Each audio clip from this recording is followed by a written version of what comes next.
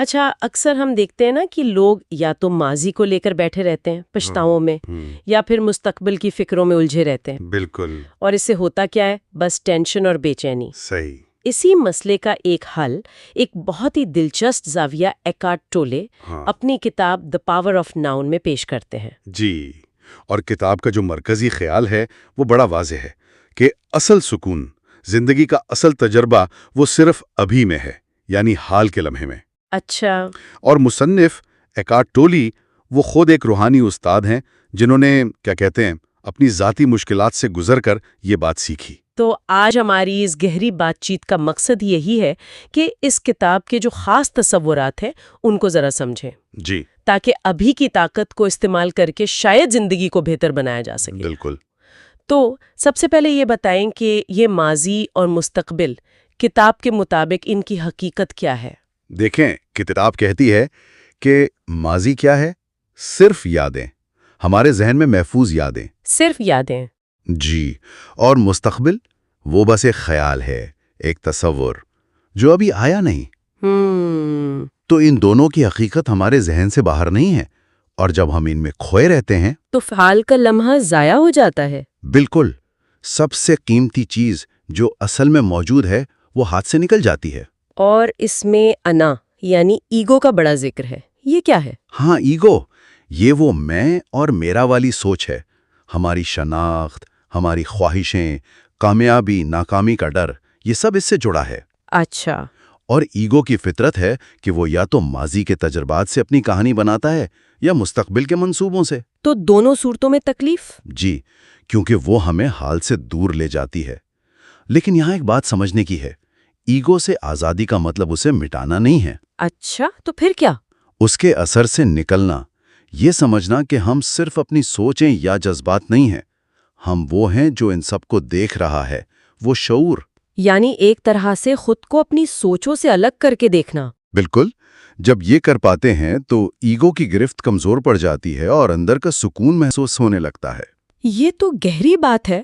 اچھا، کتاب میں کچھ عملی طریقے بھی بتائے گئے ہیں حال میں واپس آنے کے لیے؟ جی ہاں، بہت سادہ، جیسے اپنی سانس پر توجہ دینا، بس آتی جاتی سانس کو محسوس کرنا۔ یا پھر اپنے ارد گرد جو آوازیں ہیں، روشنی ہے، ہوا، انہیں بس محسوس کرنا، ان پر کوئی لیبل لگائے بغیر۔ اور جسمانی احساسات پر دھیان دینا؟ ہاں، یہ بہت طاقتور طریقہ ہے، جیسے ہاتھوں میں گرمی یا ٹھنڈک محسوس کرنا، یا دل کی دھڑکن، یا پیروں کا زمین کو چھونا۔ مطلب اپنے جسم کے اندر جو چل رہا ہے اس سے جڑنا۔ بالکل، یہ ذہن کو فوراً ماضی یا مستقبل کی سوچوں سے نکال کر ابھی میں لے آتا ہے۔ تھوڑی مشق چاہیے ہوتی ہے مگر بہت مؤثر ہے۔ صحیح۔ اب بات کرتے ہیں درد اور تکلیف کی۔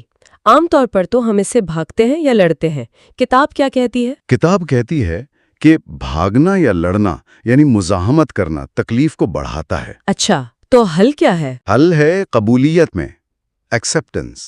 اس کا مطلب یہ نہیں کہ درد کو پسند کریں، بلکہ یہ کہ تسلیم کریں کہ ہاں، یہ تکلیف ابھی موجود ہے۔ یعنی اسے محسوس کرنے کی اجازت دینا، بغیر کسی فیصلے کے۔ بالکل، جب ہم مزاحمت چھوڑ دیتے ہیں تو تکلیف اپنی توانائی کھونے لگتی ہے۔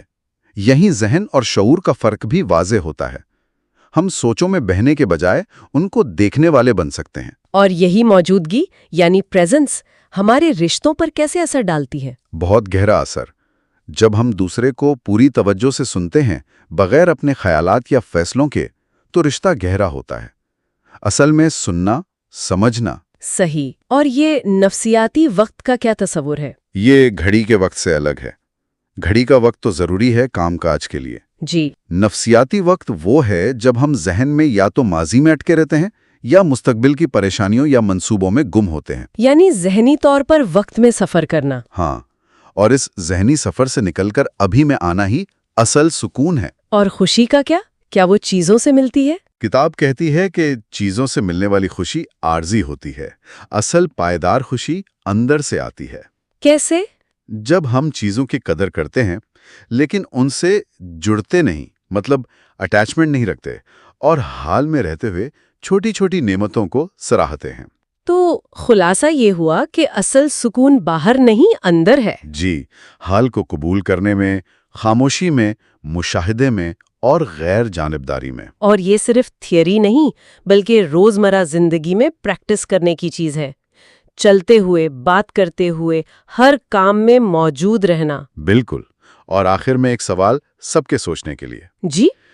جب زندگی میں کوئی بہت بڑی مشکل آئے، کوئی شدید دباؤ ہو، تو اس لمحے میں کیا ہم اس تکلیف میں ڈوب جائیں گے یا اسے ایک موقع سمجھیں گے اپنے اندر تبدیلی لانے کا، حقیقی سکون پانے کا؟ انتخاب اپنا اپنا ہے۔